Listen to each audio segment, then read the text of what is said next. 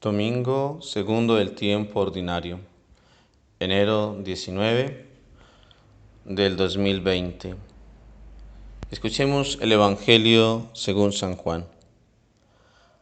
Al día siguiente Juan vio a Jesús que venía hacia él y dijo: Ese es el Cordero de Dios que quita el pecado del mundo. Este es de quien yo dije: Después de mí viene uno que es superior a mí, porque existía antes que yo. Yo no lo conocía, pero si yo he venido a bautizar con agua, es para que él se dé a conocer a Israel. Y Juan atestiguó: He visto al Espíritu descender del cielo en forma de paloma y posarse sobre él. Yo no lo conocía, pero el que me envió a bautizar con agua me dijo: Sobre el que veas descender y posarse el Espíritu, ese es el que bautiza en el Espíritu Santo. Yo lo he visto y doy testimonio de que este es el Hijo de Dios. Escuchemos pues, hermanos, meditemos esta palabra que nos reconforta. Y hemos escuchado entonces cómo Juan le da el título a Jesús de Cordero de Dios que quita el pecado del mundo. El Cordero es una figura del Antiguo Testamento que está relacionada con el sacrificio para el perdón de los pecados. Si alguien cometía un pecado y quería entonces reconciliarse y salvar su vida, pues mandaba a matar un cordero como propiciación, como expiación de sus pecados y que muriera en reemplazo del pecador. Luego se fue como diversificando los sacrificios y también se daba sacrificios de comunión, sacrificios de acción de gracias, pero de manera especial entonces el cordero era sacrificado como ese chivo expiatorio por los pecados que había cometido el pecador. Juan lo señala así, como el cordero que quita el pecado del mundo, haciendo referencia a ese cordero que se inmola en el templo. Juan es todo un profeta, y así lo es, el último de los profetas, de los grandes profetas, que tenía la misión de anunciar al Mesías, con el privilegio de que Juan no solamente lo anuncia como los demás del Antiguo Testamento, sino que también lo señala. Y lo señala como el Cordero que quita el pecado del mundo. Cristo es el nuevo Cordero pascual que ofrenda su vida por la salvación de la humanidad como sacrificio único y definitivo. Vemos entonces, hermanos, que Cristo es el que carga con nuestros pecados, Él es el que nos libra de la condena, Él es el que puede perdonar pecados.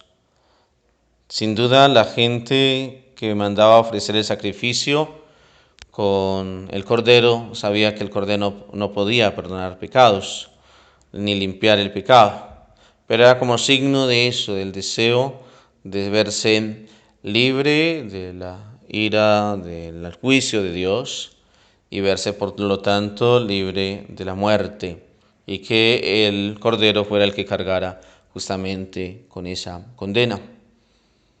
Cristo realmente puede entonces limpiarnos y puede perdonarnos los pecados, porque es el Cordero nuevo, definitivo, y que se ofrece una vez para siempre. Por eso celebrar la Eucaristía es celebrar al Cordero inmolado, y así justamente lo muestra y lo señala el sacerdote cuando pone en alto las formas o las especies consagradas, el cuerpo y la sangre de Cristo, y dice: este es el Cordero de Dios que quita el pecado del mundo. Como Juan, el sacerdote, lo señala, y por lo tanto se nos da a Jesús como el que perdona pecados, como el que nos puede librar de la muerte eterna. Sigamos, hermanos, viendo en Jesús el que es el Cordero de Dios que quita el pecado.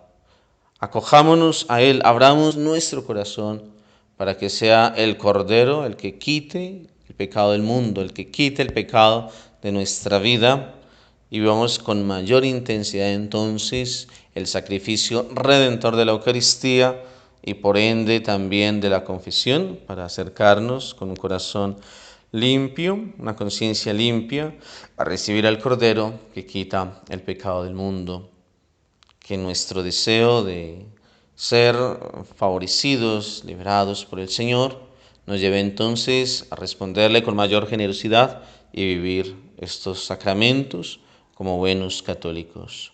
Les invito a que hagamos una pequeña oración pidiéndole al Señor que nos perdone los pecados, que nos dé la gracia de acercarnos a la confesión y que podamos reconocer en Él justamente nuestro Salvador y arrepentirnos, como el mismo Señor Jesús nos pide. Vuelvan a Dios, conviértanse y crean en el Evangelio. Señor Jesús, tú eres el Cordero de Dios que quitas el pecado del mundo. Tú perdonas nuestros pecados y no tienes en cuenta nuestras culpas. Tú no has venido a condenarnos, sino a salvarnos. Y todo el cielo se alegra cuando un pecador se convierte. Con la seguridad de que tu gracia todo lo puede y que tu misericordia y compasión son infinitas, te suplico que perdones mis pecados, que toques con tu espíritu mi corazón y que me des el don de la oración. Señor Jesús, así como el publicano no se animaba a levantar la vista al cielo y se golpeaba el pecho pidiéndote perdón y reconociendo su pecado, con corazón contrito te confieso. Jesús, mi corazón está endurecido y alejado de ti, perdóname. Jesús, perdón porque soy egoísta. Jesús, perdón porque soy soberbio y orgulloso. Jesús, perdón porque soy vanidoso y envidioso. Jesús, perdón porque juzgo y critico a mis hermanos.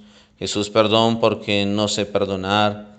Jesús, perdón porque soy lujurioso y las pasiones me dominan. Jesús, perdón porque soy perezoso e inconstante. Jesús, perdón porque muchas veces no me importa el sufrimiento y las necesidades de los demás. Jesús, perdón porque no hago en mi vida la voluntad del Padre, ni vivo según tu evangelio.